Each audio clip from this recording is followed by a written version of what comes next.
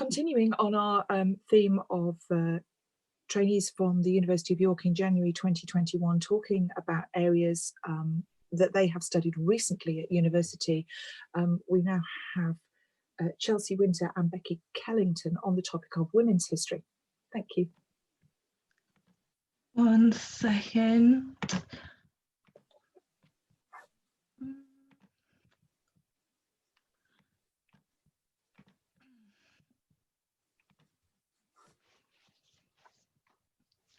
Sorry, my laptop is just dying on me slowly every day. If it doesn't work, I can try and do it if you like. I don't know, it might do, yeah. Oh, there we go. So me and Chelsea decided that we would focus on teaching women's history in the classroom, especially because if any of you have noticed from your own scheme of work, women don't really come into it that much, and usually it's always like kind of like a token lesson. So for example, as the group before, it's usually just like one lesson, like what was women's experience during World War One. It's never usually kind of like a wider issue. But women have always played a really fundamental role in history. So why is there such a discourse about how they're included in the curriculum? So in 2010, Michael Gove announced the overhaul of the history curriculum, and he believed that it was important that students needed to understand the struggles of the past. But when he said struggles of the past, he didn't necessarily mean women's struggles of the past.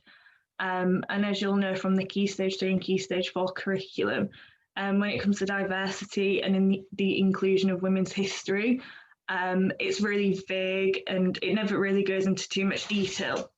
However, as Carol Adam argued in 1983, students need to be able to access material that reflects the world that they live in and reflects a world that doesn't show that white men are the most powerful people and it was white men that have made the world what it is today.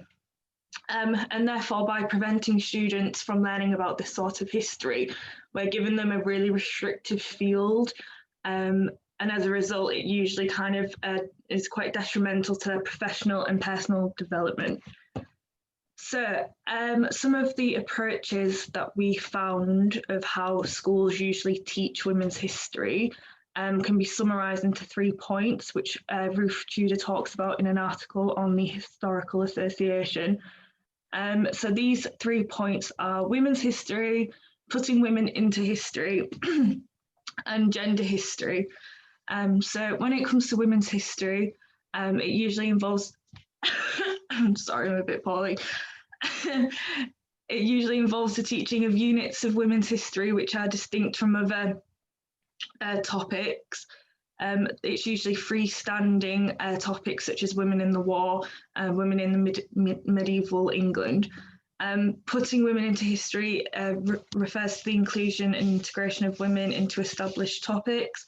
And gender history is a study and idea of beliefs about both men and women and how gender identity usually informs how society perceives them. So really quickly, women's history. An example of women's history is talking about the women's role during First World War. Whilst this approach is really good as it kind of focusing on a particular aspect, it is quite hard to show students that they are actually learning about women. I had an experience at my school, they just learned about women in World War One again, but they kind of failed to recognise that they were learning about women. They just kind of assumed it was part of that broader spectrum of World War One, and they just thought it was kind of like another added topic to it. They didn't really understand, and it never really goes much deeper than that. So for example, as Ruth Tudor says, you never really learned about like what actually happened there after World War One. Like it's always what was their role during it. And then putting women into history is quite straightforward. It is just kind of inserting the topic of women into an already like an inquiry already. So a lot of the time it's like just medieval women and things like that. And then gender history, which is what a lot of schools are more kind of going towards. As 2021, obviously, we're kind of evolving our ideas about gender. And this is a really good way to engage students with ideas and misconceptions about gender identity. And it kind of deepens their understanding of like society issues. And it also allows them to consider the impact of relationships between gender and the way in which gender kind of informs the way that men and women are perceived. Thank you. So here we have lessons and women that students do remember, which is obviously incredible because it shows that there has been progression in the classroom and the fact that these women are remembered. However, these women are great women, which is kind of what we're trying to get on, is that whilst students do remember the great women, and that's wonderful, there's not ordinary women who are in the curriculum. And that's what I think we need, because if we're having a classroom where students are identifying themselves within the classroom, then it should be ordinary women who have always been in history in the lessons. So obviously the curriculum's been under scrutiny, and it should be more inclusive and diverse, which I do think there has been progression. But in order to do that, I think the best approach, which Becky has just talked about, is actually putting women into the classroom. And Jake and Tom actually did a really good example before, which was incredible, with Kasturba Gandhi, was it? So the way that you weaved her into your Soldiers of the Empire lesson is a way that I think teachers could approach this topic, because women are always there. So there's no reason why you can't involve them in every topic, really. And then students aren't going to think of women as a separate topic, like Becky was saying. So instead of it being normal history and women's history, it should just be history. And I think it was Susanna Boyd who'd said that when we treat women's history as separate, then students begin to think of it as different history and they're not as interested when it is different, which I think is sad, when that's probably going to be half, if not more, of the class who we should be representing in the curriculum. Yes, and also with the inclusion of race or class, by using women like Kasturba Gandhi, that's including all of that aspect. So you've got your race and you've got your women, which is great. Next slide, please, Becky. So yeah, we've kind of looked at the problems. So just by having women's history included, it kind of feels like a tick in the box rather than actually including them in the lessons. So whereas you could have women included in every topic that you do study, it's kind of, we've noticed in schools, you'll have women in the war or the suffragettes, and that's like a 6 or 7 lesson topic, which I don't think is right for half of the classroom, over half of the population, and for all these women who have made such incredible history. They should be put into more topics. So I think by only looking at the great women, we do kind of eliminate the daily lives of women throughout history. So whilst obviously it is important to focus on these great women, it's not enough. So yeah, by teaching the students about women's work in the First World War without any prior knowledge of women's work denies the acknowledgement of the pain and work endured for centuries. So even though women had been working for all of their lives, either in domestic roles or in paid work, by just including the World War, it kind of, and without any prior knowledge and teaching about it in other topics beforehand, students don't have that proper understanding of women's roles in history. Yeah, next slide. So yeah, so we just kind of looked at ways we could integrate women into history, and we've given some examples after this. So rather than just exploring the great women, we should aim to include women throughout history who would just live in their daily lives, because that is history, really. It's not about just the great things, it's about what people experienced. So for example, with the medieval world, oh, go back please. Yeah, so just to so the students to acknowledge women have always been prevalent in history, regardless if they're achieving great things or just living their lives. And context is key. So this is the next one, yeah, thank you. So this is one that I actually studied with year 7 in my placement school. And I think often with the medieval topics, some teachers approach it where they do a separate lesson on medieval women, which I don't think is actually a good approach, because then you're still separating women from normal history. So this is one where I did a character card sort alongside priests, kings, noble men, and then they were given the chance to then say who they thought was most important in the medieval society. And I think often when we are teaching medieval society, we look too much into detail on the feudal system, which is obviously really important and we do need to look at. But then the role of women isn't really explored because we're looking at class. So I think by using as well noble women and peasant women, you get into that depth of looking at class as well as the different roles. Yeah, next slide, please. So this is the Luttrell Psalter, which is an incredible source from the 14th century. And I think with the illustrations, you can clearly see that women were active in working, in the economy, in society, and using these illustrations with a class shows that, and it's such an easy way to get women into the lesson by using sources that we already have and which are incredible sources, and then just using that to make clear that women were involved in work and in life. And I think it's a good way as well with year 7 to actually get the context in, because from immediate their beginning of their school career, you can give them the context on women and how they were viewed then. And then as that progressively builds over different topics, they've got a better understanding of where women were and where they are now, hopefully, with ongoing topics that hopefully they will learn about in the curriculum. Yes, so like what Chelsea was saying, it's really important to kind of address the misconceptions, I think, especially when it comes to putting women into history. So again, with like the medieval kind of topic, women were quite important when it came to the economy. And I think that this is something that a lot of students might never have realised. So one of the ways in which we thought that you could really get students to engage with this idea is by using sources such as this. So this is a will of a lady called Alice Blackburn.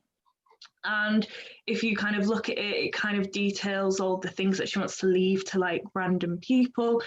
And it kind of gives students that kind of idea that women did have quite a lot of authority. And by giving them the opportunity to kind of interact with sources and things like that, I think it really solidifies the fact that women are a very, very important part of history.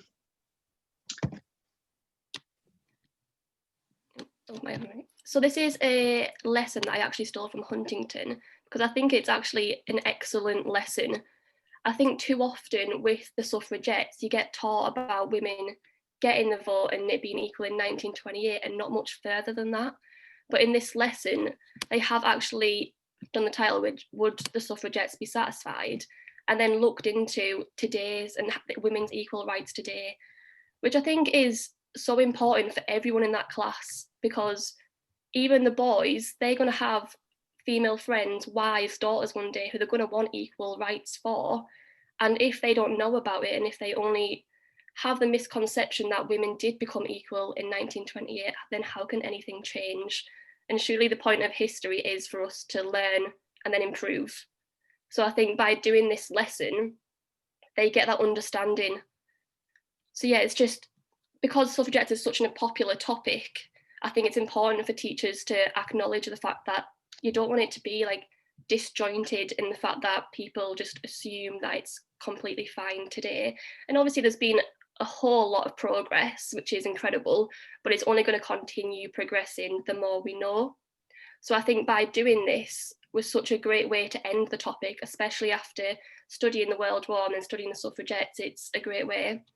And by using like Margaret Thatcher, as much as she is controversial,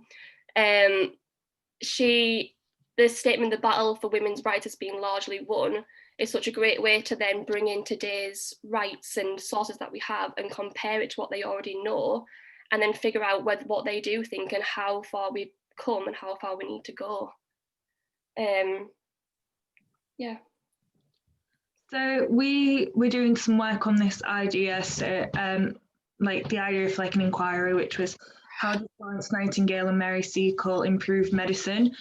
And we thought that this was quite an interesting way to kind of bring women into a wider kind of inquiry, because it really gives students the chance to research and explore the ways in which two women who are very, very different experience the same kind of period of time.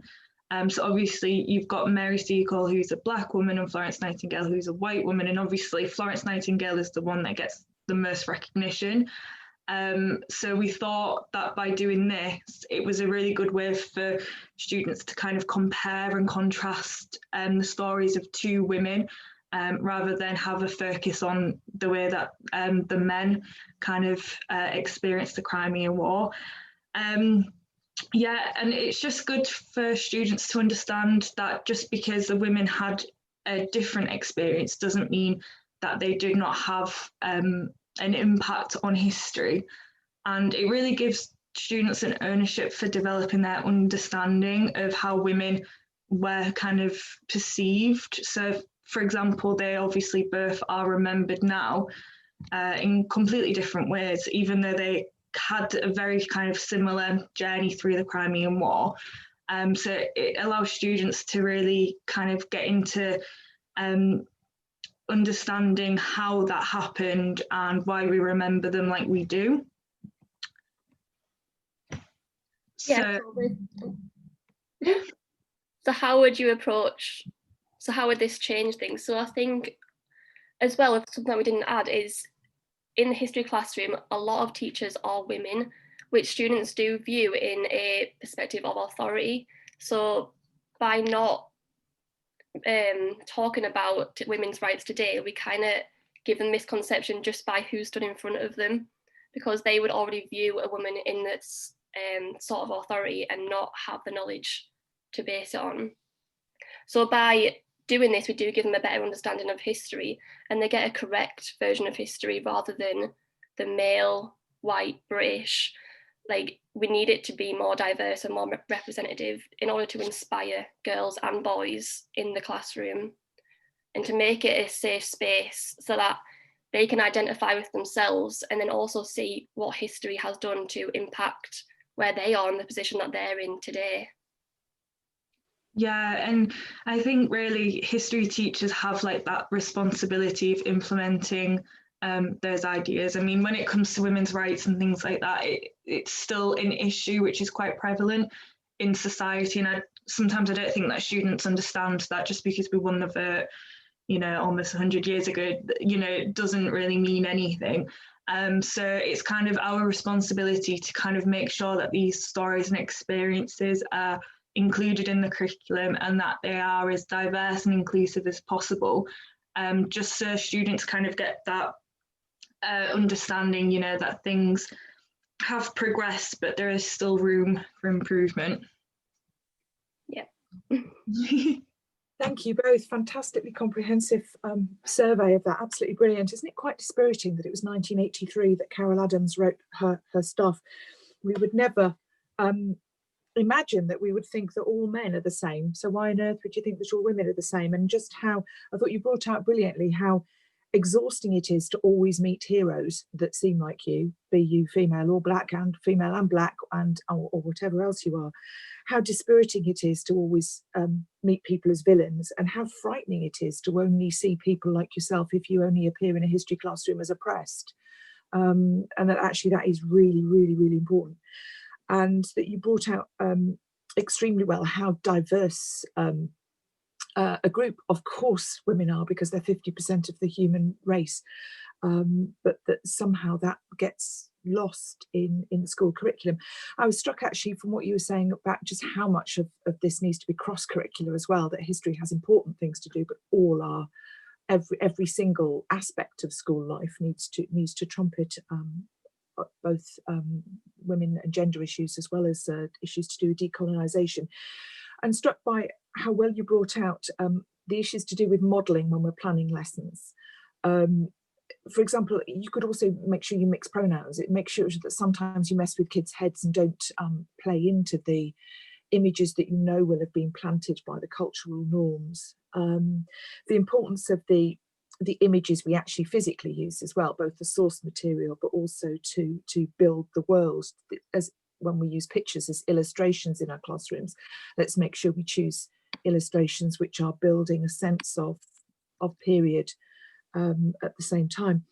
And the Alice Blackburn's really interesting. You'll find the Blackburn family window in All Saints North Street in York. If you haven't been there, do get there at some point before you leave the city, because the Blackburn family are absolutely extraordinary, and their glass and their chapel has survived. So you've got, for example, a Blackburn window with all the women kneeling on the wool sacks, which was the where the riches of the family came from, and they're holding books. It's like, our women can read. You know, the Blackburns were certainly pushing that forward as a good thing to be pursued. I love that. I love that idea of, would the suffragettes have been satisfied, because that's getting into some of the consequences, and we're often, as we've talked before, not so strong at teaching consequences. An absolutely excellent coverage, thank you. Anybody want to